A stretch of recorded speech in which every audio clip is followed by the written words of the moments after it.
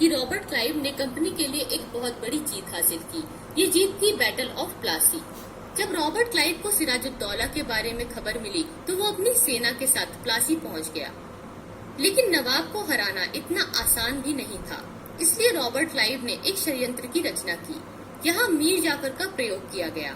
मीर जाफर नवाब का ही कमांडर था, लेकिन वो खुद सत्ता के लालच में था, इसलिए उसने अपने ही नवाब के साथ एक विश्वासघात किया। यहाँ मीर जाफर को खुद गद्दी चाहिए थी, इसलिए उन्होंने ब्रिटिशर्स के साथ हाथ मिला लिया। मीर जाफर की मदद से ये जो कंपनी है इसकी बहुत बड़ी जीत हुई। बैटल ऑफ प्लासी में कंपनी की जीत हो जाती है और जिसके बाद सब चीजें बदलने लग जाती हैं। 1765 में मुगल एम्परर के द्वारा कंपनी को दीवान के रूप में अपॉइंटमेंट मिल जाती है। यहाँ पे जो बंगाल के दीवानी राइट्स थे, यानी कि रेवेन्यू के जितने भी राइट्स थे, अब वो कंपनी को मिल जाते हैं। बैटल ऑफ प्लासी के बाद जो कि बंगाल के नवाब हुआ करते थे, उन्हें मजबूर किया गया कि एक तो बहुत बड़ी धनराशि और साथ में जमीन का बहुत बड़ा हिस्सा कंपनी के ऑफिशियल्स को पर्सनल गिफ्ट के रूप में देंगे। रॉबर्ट क्लाइव ने खुद यहाँ पे बहुत बड़ी धनराशि कमाई और जब उसके पास इतना ज्यादा धन था तो ब्रिटिश पार्लियामेंट को उस पर शक हुआ। रॉबर्ट क्लाइव को गवर्नर ऑफ बंगाल अपॉइंट किया गया था 1764 में और उससे कहा गया था कि उसे कंपनी के एडमिनिस्ट्रेशन से भ्रष्टाचार को खत्म करना है। लेकिन वो खुद ही भ्रष्टाचार में इतना लिप्त था कि ब्रिटिश पार्लियामेंट ने उसे दंड देने के बारे में सोचा। लेकिन इससे पहले कि ब्रिटिश पार्लियामेंट उसे कोई दंड सुनाती, उसने खुद ही आत्महत्या कर ली। 1774 में इस प्रकार से रॉबर्ट क्लाइव की मृत्यु हो जाती है।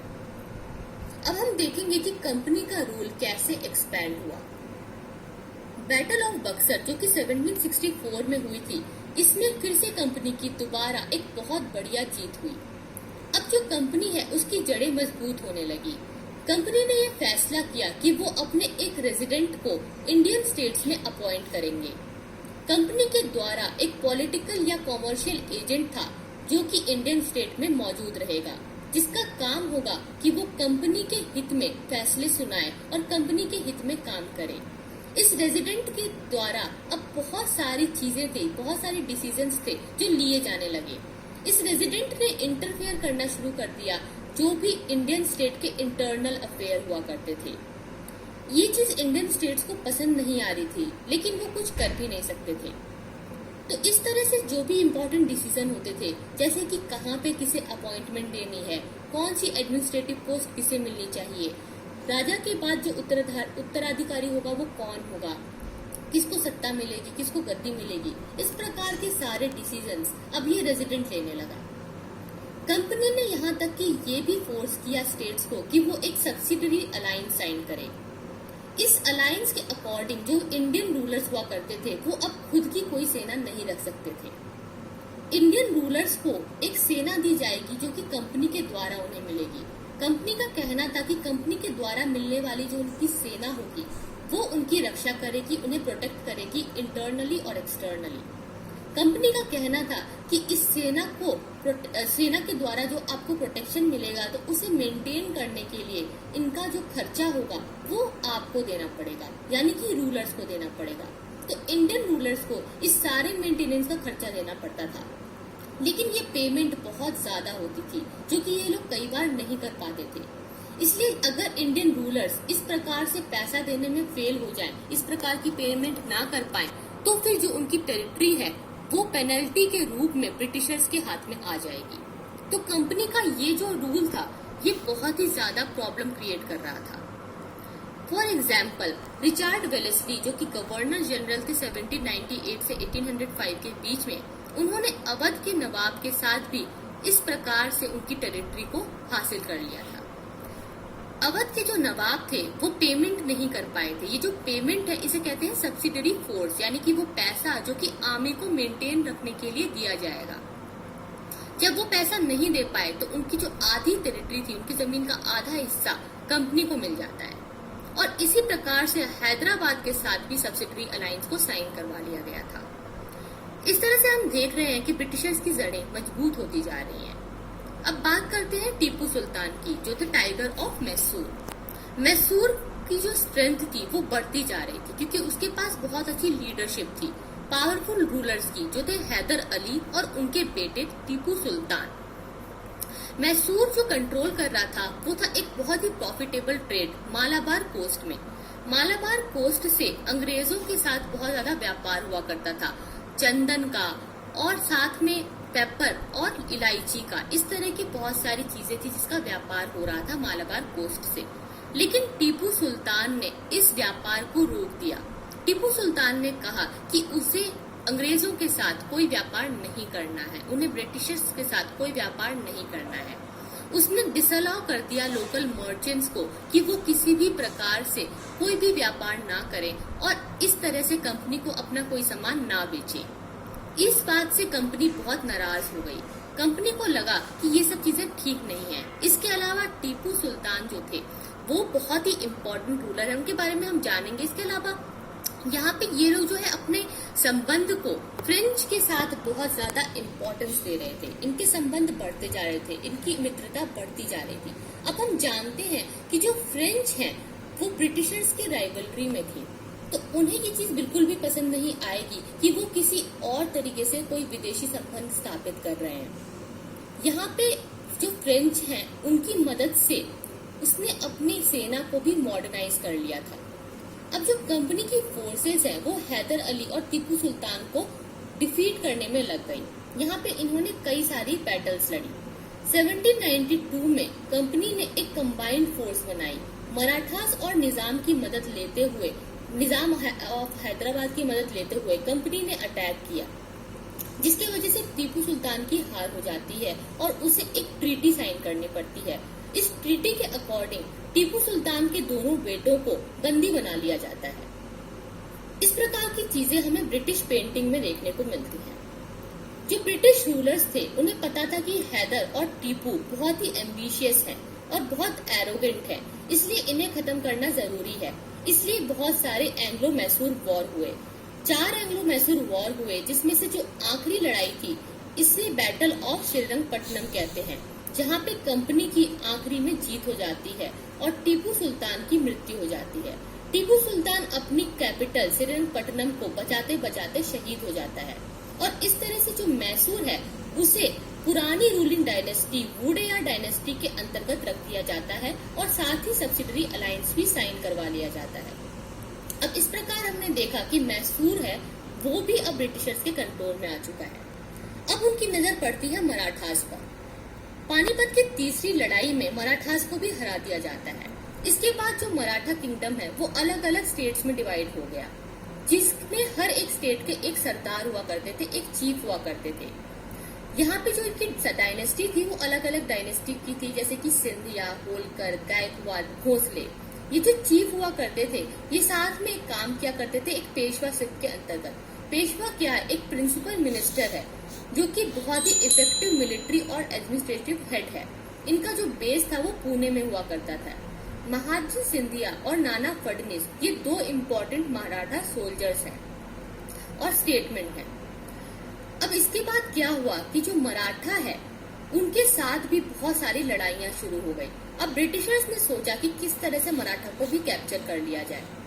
धीरे धीरे सेकेंड एंग्लो मराठा वॉर में जो ब्रिटिशर्स की जीत होती है और उसके बाद ब्रिटिशर्स को उड़ीसा मिल जाता है और बाद में उन्हें यमुना नदी के नॉर्थ की जितनी भी टेरिटरी थी वो भी मिल जाती है, जिसमें आगरा और दिल्ली शामिल है। इस तरह से आगरा, दिल्ली और दूसरी सारी जो टेरिटरीज थी वो धीरे धीरे ब्रिटिशर्स के अंतर्गत आने लगती है। तीसरी एंग्लो मराठा वॉर में मराठा की पावर को कम्प्लीटली क्रश कर दिया गया और पेशवा को रिमूव करके उन्हें बिथूर में भेज दिया गया। बिथूर कानपुर के पास एक जगह है और जहाँ पर उन्हें भेज करके कहा गया कि अब आपको पेंशन दे दी जाएगी, लेकिन आपको इस सत्ता से बिल्कुल अलग रहना है। अब जो कंपनी है उसका पूरा जो कंट्रोल था वो साउथ में पूरी तरीके से अब हो चुका था, लेकिन कंपनी को लग रहा था कि नॉर्थ में रशिया और दूसरी कंट्रीज की जो फोर्सेस है वो आ सकती हैं। लेकिन इससे पहले लॉर्ड हास्टिंग ने सोचा कि एक क्लेम किया जाए पैरामाउंट सी को। एक नई चीज आई पैरामाउंट सी।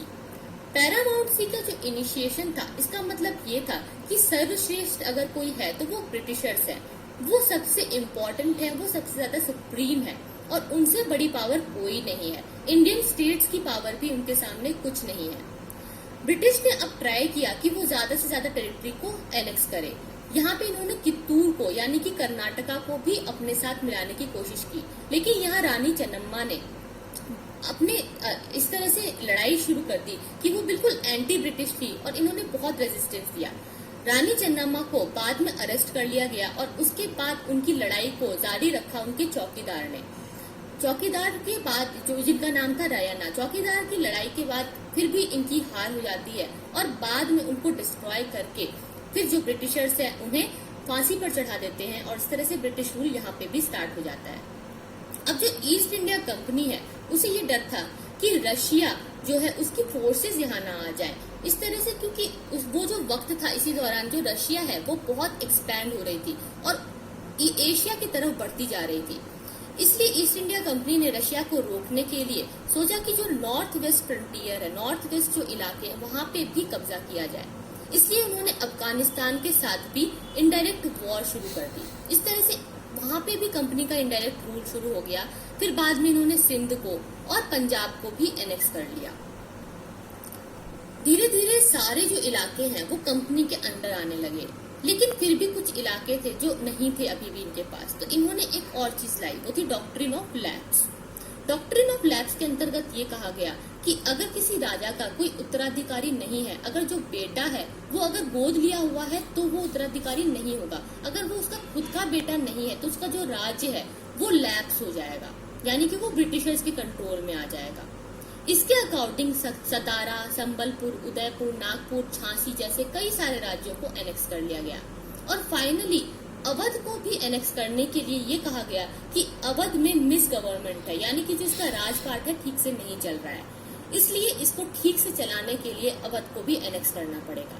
इस प्रकार के अजीब अजीब से कारण देकर के ब्रिटिशर्स ने किसी न किसी तरीके से इंडियन स्टेट्स को अपने कब्जे में लाने की कोशिश की। इस तरह से हम देख रहे हैं कि इनका एक न्यू एडमिनिस्ट्रेशन है जो शुरू हो गया है। वॉरेन हास्टिंग ने इसमें बहुत इंपॉर्टेंट रोल प्ले किया। अब कंपनी ने जो है बंगाल में भी अपनी पावर स्टैब्लिश कर ली, बॉम्बे में भी, मद्रास में भी। तो इन्होंने कहा कि प्रेसिडेंसीज होंगी, मतलब ये सारी जो इनकी टेरिटरीज हैं ये सारे अलग अलग एडमिनिस्ट्रेटिव यूनिट्स में डिवाइड कर दी जाएंगी, जिसे कहेंगे प्रेसिडेंसी। और हर प्रेसिडेंसी में यानी कि बंगाल, मद्रास और बॉम्बे में एक एक गवर्नर होंगे और इनका जो सुप्रीम हेड होगा वो होगा गवर्नर जनरल। तो वॉरेन हास्टिंग जो है वो पहले गवर्नर जनरल बने जिन्होंने बहुत सारे एडमिनिस्ट्रेटिव रिफॉर्म्स लेके आए। 1772 में एक नया जुडिशियल सिस्टम लागू हुआ जिसमें 2 अदालतें थी जो होंगी, एक है फौजदारी अदालत यानी कि क्रिमिनल कोर्ट और दूसरी है सिविल कोर्ट यानी कि दीवानी अदालत। यहाँ पे मौलवीज और हिंदूज की मदद ली गई ताकि उनके अकॉर्डिंग लोगों को फिर दंड मिलेगा, उस हिसाब से न्याय मिलेगा। लेकिन धर्मशास्त्र के अकॉर्डिंग सभी ब्राह्मण अलग अलग बात किया करते थे, हर पंडित अलग प्रकार से न्याय देने की बात करता था। इसी चीज से परेशान होकर के उन्होंने सोचा कि एक यूनिफॉर्मिटी होनी चाहिए। तो 1775 में 11 पंडितों के साथ मिलके एक हिंदू डाइजेस्ट बनाया गया जिसमें कि पूरा धर्मशास्त्र लिखा गया, जिस हिसाब से पूरा कानून होगा, और उसको बाद में हालहेड के द्वारा इंग्लिश में ट्रांसलेट भी किया गया। और 1778 में a code of Muslim law भी लाया गया जिसमें मुस्लिम्स के लिए लॉ बनाए गए। इस तरह से हमने देखा कि धीरे धीरे जजमेंट का भी जो सिस्टम है वो अलग हो रहा है। और रेगुलेटिंग एक्ट ऑफ 1773 के तहत सुप्रीम कोर्ट की स्थापना हुई और जहां पे फिर इसमें एक और चीज आ गई कि अब जो है एक अपील कोर्ट होगी यानी कि सदर निजामत अदालत, जिसकी स्टैब्लिशमेंट हुई कैलकाटा में। अब इंडियन डिस्ट्रिक्ट में जो है कलेक्टर्स की नियुक्ति होने लगी जिनके पास में सारे मेंटेनेंस के राइट होते थे, लॉ एंड ऑर्डर को मेंटेन करना, रेवेन्यू कलेक्ट करना, ये सारा काम कलेक्टर का होता था। तो कलेक्टर जो है यहाँ पे बहुत इंपॉर्टेंट हेड हो गया। अब इन्होंने अपनी आर्मी में भी बहुत सारे चेंजेस लाने की कोशिश की क्योंकि ये देख रहे थे कि जो घुड़सवार हैं वो बस घोड़े पे ही बैठकर युद्ध लड़ते थे। इसलिए उन्होंने सोचा कि क्यों ना ऐसी आर्मी रखी जाए जो कि पैदल चल सके, जिसके पास गन होगी, जो कि बंदूक को संभाल सके और इस तरह से लड़ाई कर सके। तो इसलिए जो है सोल्जर्स में भी बहुत सारी नियुक्तियां होने लगी। तो इस तरह से हमने देखा कि वो यहाँ पे आर्मी में भी रिफॉर्म्स ला रहे थे और ये जो आर्मी मैन हुआ करते थे इन्हें कहते थे सेपॉयज। तो यहाँ पे आप उसकी डिटेल को भी देख सकते हैं। इस तरह से हम देख रहे हैं ब्रिटिशर्स की जड़ें कैसे मजबूत हुई। अब मिलेंगे हम लोग अगले